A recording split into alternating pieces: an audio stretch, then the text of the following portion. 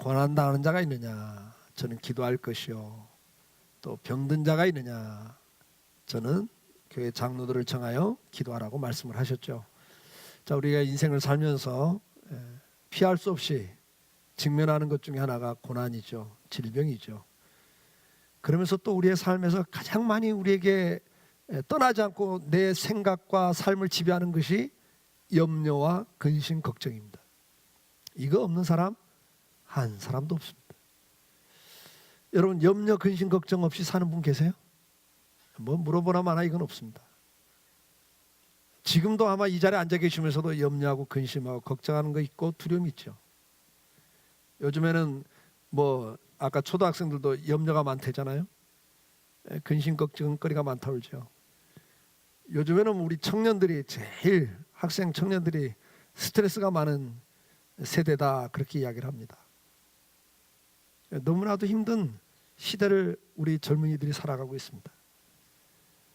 무한 경쟁 속에서 대다수의 사람들은 그 경쟁에서 탈락되죠. 5% 이상만 들어가야 뭐 성공하는 거지, 그 이하로 가면 성공 소리를 못 듣잖아요. 그러니까 대다수는 이 사회 속에서 인정을 받지 못하고 자기 인생에서 도태됐다는 생각 속에서 분노가 있죠. 좌절이 있죠. 열등감이 있죠. 그것으로 오는 두려움이 얼마나 많은지 모르죠. 요즘 그래서 젊은 사람들, 특히 아이들까지 우울증이 급증하지 않습니까? 너무나도 분노가 가득 차 있죠. 그래서 쉽게 감정이 표출되고 그것이 수용이 안 되기 때문에, 그래서 이혼율이 급증되고 있고 자살률이 급증되고 있는 이 한국 사회의 현실을 우리는 이미 다 알고 있습니다. 날마다 염려와 근심 걱정이 우리를 떠나지 않습니다. 이럴 때 주님께서는 우리에게 오늘 본문을 통해서 또다시 말씀을 합니다. 아무것도 염려하지 말고 그래요. 염려하지 마라. 근데 어떻게 염려가 안 돼요? 염려가 되죠. 그래서 기도하라 그러는 거예요. 아무것도 염려하지 말고, 그냥 가만히 있으면 염려가 안 되냐, 아니란 말이죠. 아무것도 염려하지 말고 다만 모든 일에 기도와 간구로 너희 구할 것을 감사함으로 하나님께 아뢰라. 그리하면 모든 지각에 뛰어난 하나님의 평강이 예수 그리스도 안에서 너희 마음과 생각을 지키시리라. 오늘 주님 우리에게 말씀합니다. 근심 대신에, 염려 대신에 기도해라. 기도해라, 그렇게 말씀을 합니다. 여러분, 모세라는 분을 보십시오. 이스라엘 백성들을 출애굽시켜서 40년을 광야 생활 지도자로 삽니다.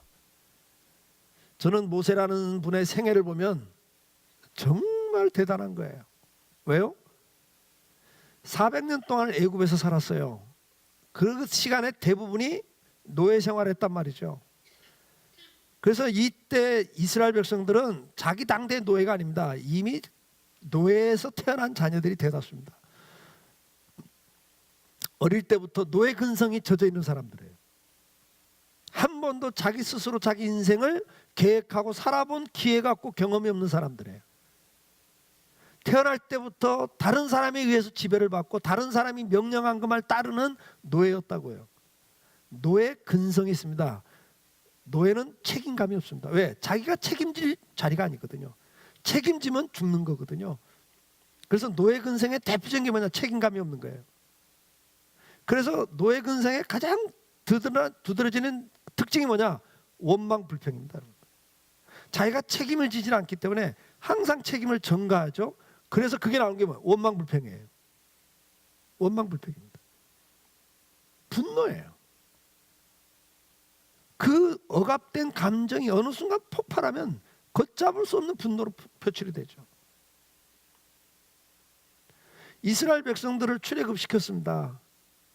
자기들이 피눈물을 흘리면서 기도했던 내용이에요. 왜? 아들 태어나면 잡아 죽이니까 하나님 아들만 살려주세요. 그러면 내가 죽어도 여한이 없습니다. 이렇게 기도했던 사람들이죠. 하나님이 그 기도를 들으시고 모세를 보내서 출애굽을 시키죠. 10가지 재앙을 내려 출애굽시키잖아요. 여러분 그 감격이 얼마나 큰지 아시잖아요.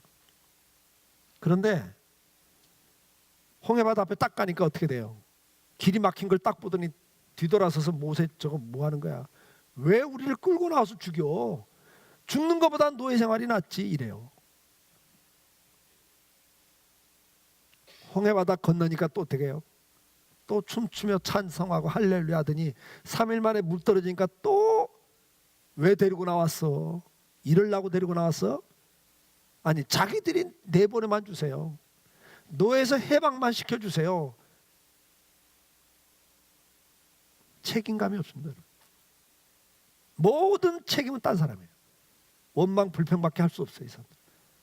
걸핏하면 돌멩이들하고 모세 때려 죽이겠다는 거예요.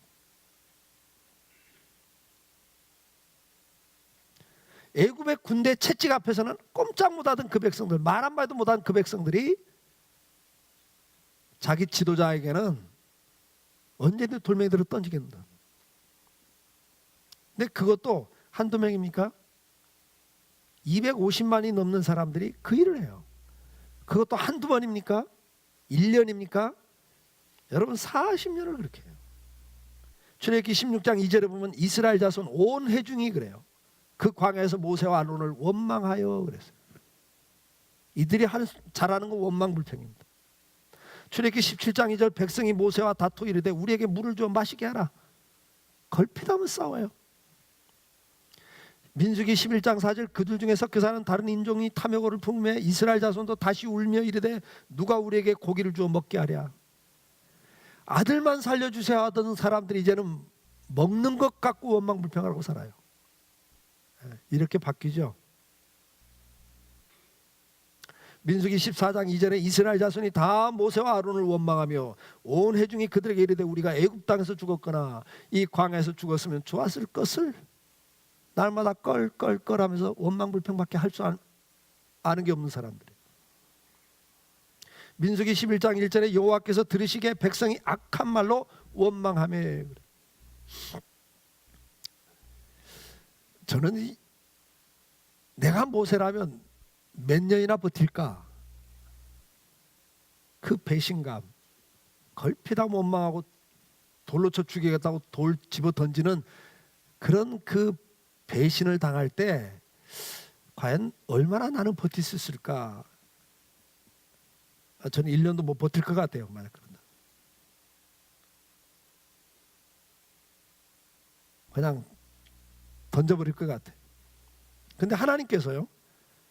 하도 이스라엘 백성이 원망하고 불평하니까 모세에게 이렇게 말해요. 야, 내가 이 백성 더 이상은 내가 못 견디겠다. 이거 다 내가 진멸해버리고 너와 너의 자손들을 통해서 내가 새로운 나라를 하나 세우겠다. 이렇게 말씀을 해요. 하나님이.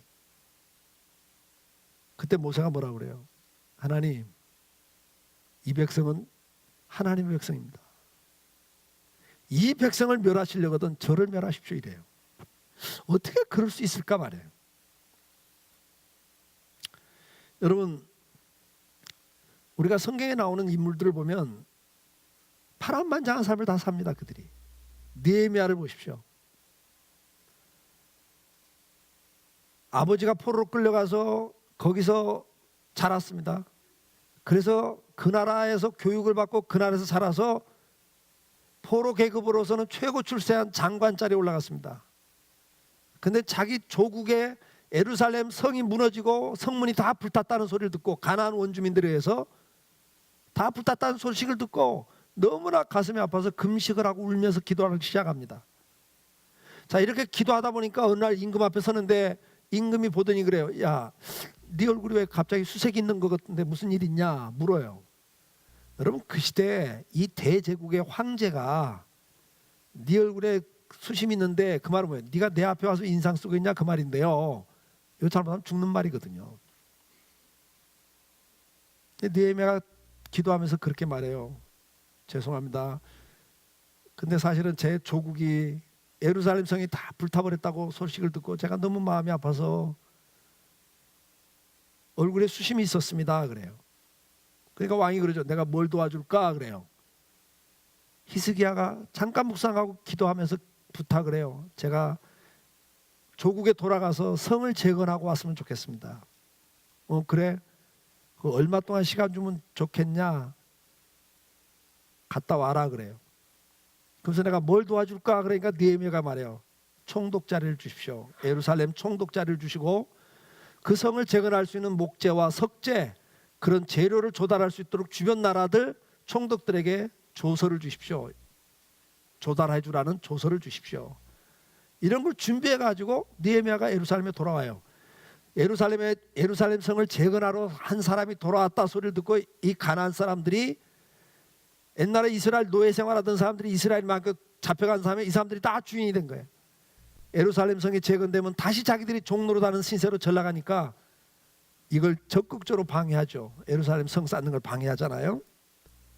처음에는 성을 좀 쌓으니까 아이고 그것도 성이라고 쌓냐, 여우가 올라가도 무너지겠다, 해봤자 별 볼 일 없는 성이야, 그러니까 하지도 마, 이렇게 조롱을 하면서 낙심을 시켜요. 여론을 낙심시키는 여론을 하죠. 그래도 계속 성을 쌓으니까 뭐라고 그래요? 그 다음에는 우리가 갑자기 쳐들어가서 너희 다 죽이겠다 이래요. 그러니까 다 두려움에 빠지죠, 백성들이. 왜? 그들이 더 강하니까. 그래도 계속 성을 쌓으니까 뭐라고 그래요? 느헤미야가 성을 쌓아서 저 아수르 제국을 향해서 반란을 일으키려고 성을 쌓는다, 전 반역자다, 이렇게 해서 여론몰이를 해요. 그래서 낙심을 시키죠. 본래 의도를 왜곡시켜서 그 일을 못하게 방해하는 여론 작전을 계속해요. 그래도 느헤미야는 계속 기도하면서 나갑니다. 그랬더니 뭐라고 그래요? 이스라엘의 귀족들을 매수해 가지고 내부 여론을 악화시켜요. 야, 느헤미야 말 듣다가 반역자로 몰리면 다 죽는다, 아수르에게 진짜 이번에 망하면 다 죽는 거다, 그러니까 그 성 짓지 마라. 내부 여론이 안 좋은 여론을 만들어요. 매수를 했다 그랬어요. 그래도 그때마다 느헤미야는 기도하면서 믿음으로 나가요. 그때 그 사람들이 어떻게 해요? 산발랏이, 이 사탄의 세력이 이렇게 강교하고 집요하죠. 야, 우리 회담하자. 너희가 이런 모함 음모를 꾸미고 있다는 소리를 내가 들었는데 나하고 만나서 한번 이야기해보자. 그래서 그걸 풀어라. 그러면 나도 돕겠다. 그래서 어느 날 몇 시에 어디로 와라, 회담하자. 이런 소문이 있는데 네가 반역을 꾀하고 있다는 소문을 들었는데 내가 한번 이야기를 들어보겠다, 만나보자. 근데 실은 암살하려고 매복시켜놓고 불러내는 거예요. 느헤미야가 말하죠. 나는 너 만날 일 없다. 그러니까 이번에는 또 내부 사람을 돈을 주고 매수해갖고 어떻게 하죠? 느헤미야에게 이야기해요. 정보를 흘려요. 오늘 밤에 저 사람들이 와서 당신 죽인다고 합니다. 빨리 성전으로 피하십시오. 그 성전은 제사장만 들어가는 곳이에요. 아무도 딴 사람 못 들어가. 그러니까 이 암살단도 성소까지는 못 들어갈 테니까 그리 피하라고 정보를 줘요. 측근을 통해서. 그러면 느헤미야가 그 말 듣고 살교에서 성소에 들어가면 어떻게 되죠? 거기는 제사장만 들어가는 곳인데 느헤미야가 총독인데 제사장도 아닌 사람이 성전에 들어갔다, 신성모독했다. 그래서 리더십을 완전히 무너뜨리기 위해서 사람을 매수해서 그렇게 역정보를 준다고. 느헤미야가 말하죠. 내가 제사장이 아닌데 거기 들어가면 되겠냐, 죽어도 여기서 죽어야지. 그리고 딱 버텨요. 그렇게 집요하게 한 지도자를 쓰러뜨려서 결국은 하나님 나라를 무너뜨리려고 하는 이 세력들이 있죠. 그때마다 느헤미야는 뭐 하죠? 계속 느헤미야서를 보면요, 그때마다 기도하고 있어요. 하나님 나를 도와주십시오. 하나님 나를 기억하십시오. 여러분, 많은 그런 모함, 그리고 또 여론, 비난, 암살의 위협, 그런 거 앞에서도 그거 가지고 염려하고 걱정하고 스트레스 받는 대신에 느헤미야는 하나님 앞에 문제를 내놨습니다. 우리는 잘 아는 다윗도 마찬가지죠. 다윗이 얼마나 많은 역경을 겪습니까? 하루아침에 국궁의 영웅이 됐다가 왕의 사위가 됐다가 인기가 너무 올라가니까 사울왕이 시기해갖고 다윗을 죽이려고 하니까 도망가고, 가정이 이혼을 시키고 파혼이 되고, 그 다음에 도망다니면서 수많은 역경을 겪잖아요. 배신과 음모 속에서 계속 역경을 겪잖아요. 왕이 되는 과정 속에도 얼마나 어려웠어요. 왕이 되고 난 다음에도 아들이 또 반역을 일으키고 또 도망을 치고, 그 너무나 많은 인생의 질곡 속에서 다윗이 뭐합니까? 그가 그 인생의 무거운 짐을 지고도 성격이 삐뚤어지거나 인생이 왜곡되지 않고 끝까지 자기 길을 갈 수 있었던 것은 그가 기도하는 사람이었어요. 시편 5장 2절에 나의 왕 나의 하나님이여 내가 부르짖는 소리를 들으소서. 내가 주께 기도하나이다.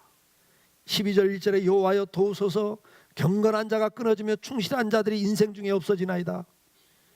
악한 자들은 잘되고 의인들은 망하는 이 시대 속에서 주여 나를 도와달라고 기도하고 있습니다.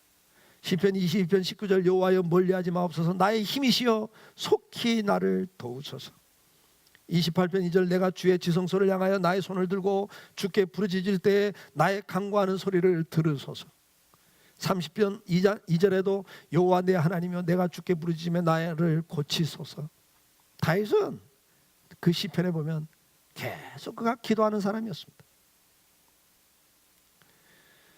사랑하는 성도 여러분, 오늘 우리가 기억해야 될 건 다른 게 아닙니다. 우리가 인생을 살면서 고난당할 때도 있고 병들 때도 있고, 경제적인 문제, 자식의 문제, 부부간의 문제, 직장의 문제, 사업의 문제 할 것 없이 인생의 많은 문제들, 우리 학생들 같으면 진학 문제, 구직 문제, 결혼 문제, 인생의 모든 문제들이 어느 것 하나 근심 걱정 없이 되는 일이 없어요. 그런 속에서 우리가 할 수 있는 것이 뭐냐? 기도하는 거라고 주님은 오늘 우리에게 말씀을 하고 있습니다. 아무것도 염려하지 말고, 염려한다고 문제가 해결되지 않잖아요. 그 대신에 뭐 해라? 기도해라는 거예요. 기도해라. 기도하는데 어떻게 하라고 그래요? 염려하지 말고 염려를 맡겨야 됩니다. 베드로전서 5장 7절에 보면 너희 염려를 다 주께 맡기라. 옛날 성경에는 맡겨버리라 그랬어요. 맡겨버려라. 이는 그가 너를 돌보심이니라. 하나님이 나를 돌보시고 있다 이게. 그러니까 그분에게 맡기라는 거예요. 네. 제가 20대 중반이었을 겁니다. 아마 군대 갔다 와서, 제가 그때 신정동에 살았는데 그 신정동에 가면 목민교회가 있어요. 저는 이제 대한교회라는 교회를 다녔고 목민교회가 있는데 그게 부흥회를 했어요. 그 교회가 부흥회한다고 그래서 제가 거기 참석을 했습니다. 그때는 이제 뭐 동네 다른 교회가 부흥회한다고 해도 막 다 은혜 받으러 다녔어요. 이제 그때 그러니까 뭐 거진 35년이 넘었죠. 근데 지금도 제가 생생해. 그 부흥회 가서 설교 들었는데 그때 강사 목사님이 설교한 내용이 지금도 생생하게 기억에 남는 게 있어요. 얼마나 재밌게 하셨던지. 부흥 강사 목사님이 설교하시다가 기도에 대한 설교를 하시다가 그냥 걸어 내려가더니 앞에 앉은 집사님 핸드백을 딱 달라고 그러더니 강단으로 갖고 올라오는 거예요. 그래서 핸드백을 딱 여시더니 그 안에는 손수건 하나 딱 꺼내면서 주여 난 코 묻었어요. 난 죄 많아요. 이거 어떻게 하면 좋아요. 주님 내 죄를 용서해 주세요. 하고 내놓는 거예요. 또 핸드백 속에 있는 또 립스틱 하나 딱 꺼내더니 주여 나는 주홍 같은 죄가 있는데 어떻게 하면 좋아요. 주님 나 늙어가는데 어떻게 하면 좋아요. 나 주님 병들었는데 어떻게 하면 좋아요. 몸에 대해서 또 막 기도할 제목들 가지고 주여 이 병 고쳐주세요. 이거 해결해 주세요. 그리고 또 꺼내더니 지갑을 손지갑을 딱 꺼내더니 주님 나요 애특 놓고 모자란데 어떻게 하면 좋아요. 이거 좀 주님 해결해 주세요. 주님 나 지금 뭐가 갯돈 모자란데 이거 어떻게 하면 좋아요. 그러더니 또 꺼내는 거예요. 수첩을 꺼내는 거예요. 그러니까 하나 꺼낼 때마다 교인들은 배를 잡고 웃고 그 핸드백 주인은 집사님은 그냥 민망해서 창피해서 죽고 막 난리가 나고 웃으면서 한쪽에서는 웃고 리얼하게 막 설명을 하는 거예요. 수첩을 딱 꺼내들 주님 오늘 내가 누구 만나야 되는데 내가 그 사람 마음에 안 드는데 어떻게 하면 좋아요. 용서가 안 되는데 어떻게 하면 좋아요. 이거 주님 해결해 주세요. 다 끄집어내면서 그렇게 하나하나 설명을 하는 거예요. 그러면서 예수님 이름으로 기도합니다. 아멘. 그리고 끝내더니 그 다음에 다시 집어 담아 주님 하나씩 집어담으면서 또 이야기를 하는 거예요. 주님, 그래도 이건 내가 또 가지고 가야 될 것 같아요. 다시 다 집어넣고 핸드백 둘러매고 걸어 내려가면서 주님, 아유 어떻게 하면 좋아? 등록금도 챙겨야 되는데, 아유 어떻게 하면 좋아? 병도 있는데, 아유 그 사람 어떻게 만나지? 미워 죽겠는데. 이러고 내려가는 거예요. 기도를 이렇게 하고 있지 않냐 그래. 기도를 이렇게. 주님 앞에 나올 때는 다 끄집어서 주님 해결해 주세요, 도와주세요, 예수님 이름으로 믿습니다 아멘 해놓고 가면서는 또 다 뒤집어 싸가지고 다시 짊어지고 나가면서 아이고 어떻게 하면 좋니? 어떻게 하냐? 이러고 간다고. 그러면서 이 말했어요. 맡겨버려라 좀. 기도하면서 맡겼으면 좀 맡겨놓고 버리고 가라 좀. 왜 또 챙겨갖고 가냐? 아 그게 얼마나 은혜가 됐던지 지금도 기억해요 제가. 그래서 내가 내린 결론, 본문 내용보다 애화가 더 오래 남는구나. 예. 사랑하는 성도 여러분, 맡겨버리시길 축복합니다. 앞에서 말한 모세나 다윗이나 많은 믿음의 사람들은 정말 우리가 상상하지 못할 만큼 더 많은 고난의 길을 걸었고 파란만장한 삶을 살았던 분들입니다. 그럼에도 그들이 그 인생의 무거운 짐을 지고 그 짐 때문에 번아웃 되지 않고 지쳐 쓰러지지 않고 인생을 포기하지 않고 끝까지 40년을 지도자로 다름질할 수 있었던 비결이 뭐냐? 모세도 느헤미야도 다윗도 그때마다 무릎을 꿇었던 사람들이에요. 하나님께 그 짐을 맡겼던 사람들입니다. 여러분, 히스기야 왕 아수르 군대가 쳐들어왔지 않습니까? 18만 5천 명이 죽는데, 그러니까 20만 정도가 쳐들어온 거예요, 여러분.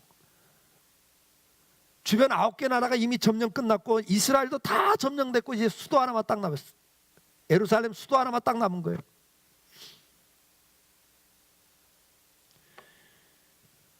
사네립 왕이 뭐라고 말해요? 편지를 보냅니다. 항복해라. 그러면 살려준다. 노예로 끌고 가는 대신 살려주겠다. 그러나 항복 안 하면 다 죽이겠다. 그 편지를 받고 히스기야 왕이 성전에 올라가서 하나님 앞에 내놓습니다. 하나님, 나는 어떻게 해결할 방법이 없습니다. 이 문제 하나님께 맡겨드립니다. 하나님이 해결해 주십시오. 금식하면서 히스기야가 기도해요. 여러분, 그 기도에 대한 응답이 열왕기하 19장 35절에 기록이 됩니다. 같이 읽어볼까요? 이 밤에 여호와의 사자가 나와서 아수르 진영에서 군사 18만 5천 명을 친지라. 아침에 일찍 일어나 보니 다 송장이 되었더라. 천사가 와서 18만 5천의 아수르 군대를 다 죽입니다. 사네립 왕이 아침에 눈 떠보니까 기절할 일이죠. 황망하게 남은 군대를 데리고 도망을 치듯 돌아갑니다.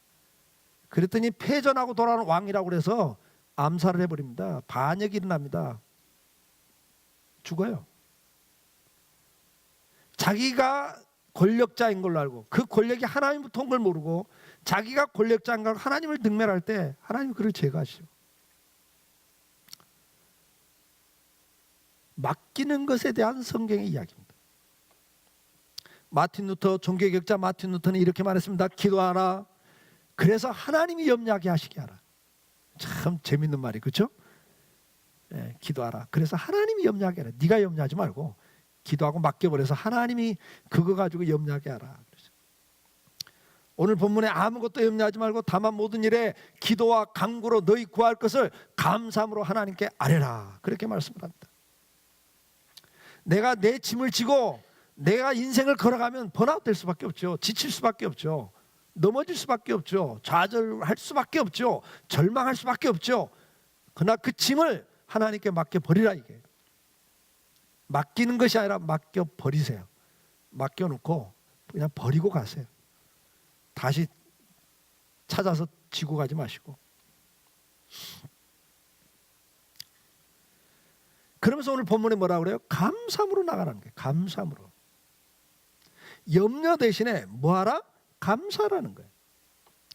바울은 그가 보낸 편지마다 감사를 이야기하고 있습니다. 고린도전서 1장 4절 그리스도 예수 안에서 너희에게 주신 하나님의 은혜로 말미암아 내가 너희를 위하여 항상 하나님께 감사하노니 에베소 1장 15절 16절 이로 말미암아 주 예수 안에서 너희 믿음과 모든 성도를 향한 사랑을 나도 듣고 내가 기도할 때 기억하며 너희로 말미암아 감사하기를 그치지 아니하고 빌립보 1장 3절 4절에 내가 너희를 생각할 때마다 나의 하나님께 감사하며 간구할 때마다 너희 무리를 위하여 기쁨으로 항상 간구함은 골로새서 1장 3절 우리가 너희를 위하여 기도할 때마다 하나님 곧 우리 주 예수 그리스도의 아버지께 감사하노라. 데살로니가전서 1장 2절 우리가 너희 모두로 말미암아 항상 하나님께 감사하며 기도할 때 너희를 기억함은 그래요. 모든 서신적 첫 마디 첫 부분에가 감사한다. 내가 너희로 말미암아 감사한다 그래. 그런데 여러분 고린도 교회가 어떤 교회예요? 사분 오열돼 가지고 나는 그리스도파, 바울파, 아볼로파 분열이 있던 교회가 고린도 교회입니다. 그래가지고 그 분열 때문에 세상 법정까지 가서 법정 싸움을 하는 교회였어요. 음란이 교회 안에 공건하게 이루어지는 교회였습니다. 음란한 자를 누구 하나도 말하지 않는, 정죄하지 않는 그런 교회였습니다. 거기다가 부자와 가난한 사람들의 갈등이 노골화된 교회였습니다. 이렇게 세속적인 교회, 타락한 교회가 어디 있어요? 근데 그 교회를 향한 첫 마디가 뭐예요? 4절에 1장 4절에 그리스도 예수 안에서 너희에게 주신 하나님의 은혜로 말미암아 내가 너희를 위하여 항상 하나님께 감사하노니 그래요. 도대체 감사할 게 뭐 있다고요? 세상에 그런 교회가 어디 있어요? 그래서 고린도전서에 그렇게는 안 하는 거예요. 성도들끼리 싸울 때 절대 세상 법적으로 가지고 가지 마라. 믿지 않는 사람들에게 너희를 심판을 맡기지 마라. 재판하지 않더라. 너희 안에서 끝내라. 그리고 말다툼도 엄히 명하니까 말다툼을 하지 말라 그래요. 싸우지 말라. 왜? 초신자들이 실족한다. 여러분 교회 안에서 네가 오르니 내가 오르니 싸우지 말라는 거예요. 그리고 그러다가 시비가 붙어갖고 그걸 법정까지 끌고 가지 말라는 거예요. 세상 법정에 가면 하나님의 영광을 다 가린다. 지금 한국교회가 너무 타락해 가고 있죠. 우리가 정말 눈물 뿌려 기도해야 됩니다. 교회마다 분열이 생기고 그걸 가지고 세상 법정에 가서 불신자들 앞에 가서 재판을 받겠다고 가고 있잖아요. 그래서는 안 됩니다. 그냥 바보 되는 게 나아요. 하나님 영광 가리우는 것보다는 바보 되는 게 낫습니다. 지는 게 낫습니다. 모든 서신서에 감사라고 말하고 있습니다. 감사한다고 고백하고 있습니다. 토레 목사님은 이런 글을 썼습니다. 이미 받은 축복에 대한 감사를 돌려드릴 때 우리 믿음이 성장하고 우리가 더 담대함과 확신을 가지고 하나님 앞에 나갈 수 있게 된다. 의심할 바 없이 그렇게 많은 성도들이 믿음이 적은 이유는, 믿음이 자라지 않는 이유는 그들이 이미 받은 축복에 대하여 묵상하거나 하나님께 감사하는 시간을 별로 가지지 않기 때문이다.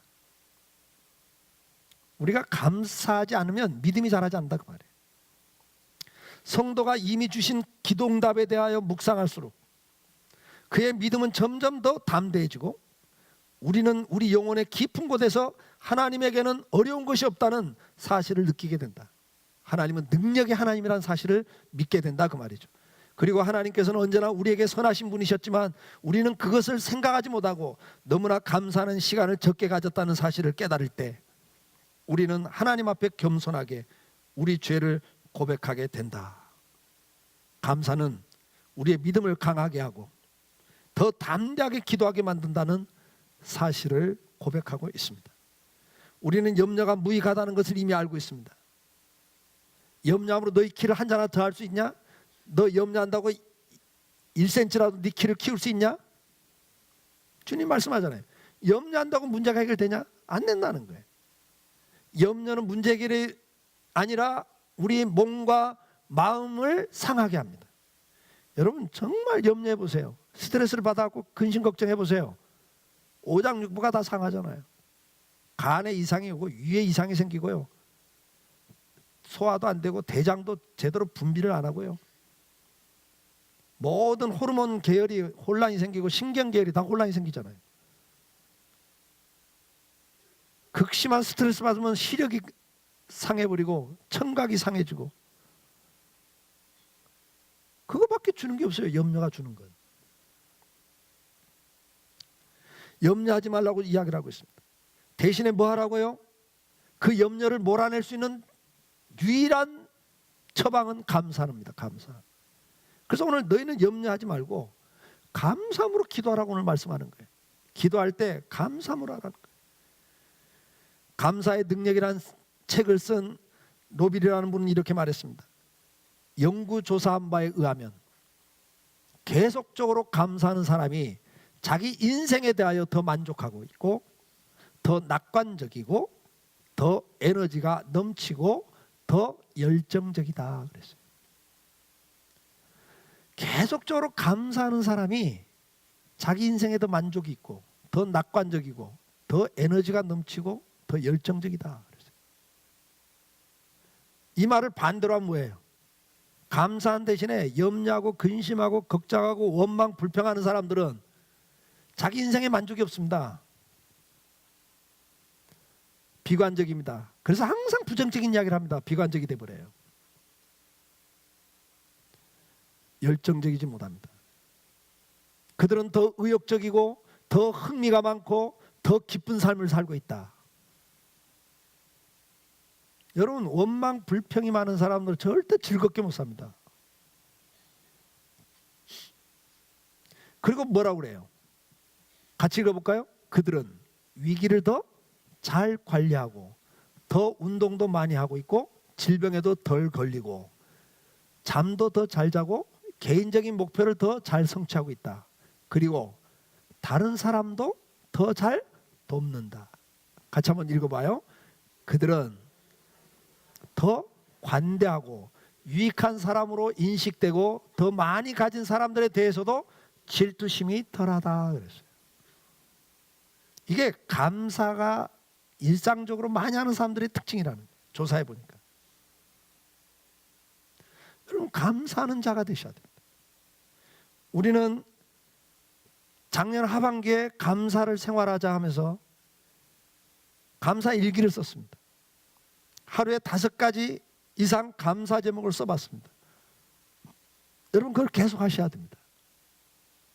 오늘 가정에 돌아가셔서 가정에서부터 부부지간에 부모자식간에 감사 제목을 써보십시오. 그리고 그걸 고백해 보십시오.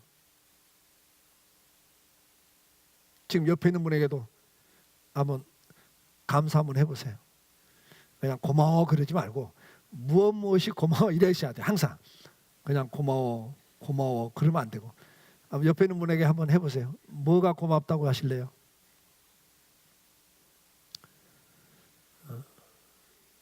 제가 그 신년 집회할 때 이야기했죠. 뭘 고마워해야 한다고요? 옆에 있는 분에게 한 말씀 하세요.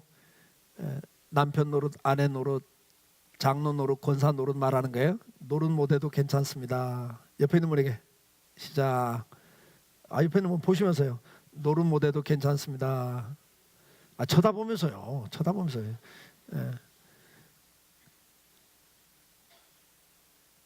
날마다 그 고백을 하셔야 돼요. 노릇 못해도 괜찮습니다.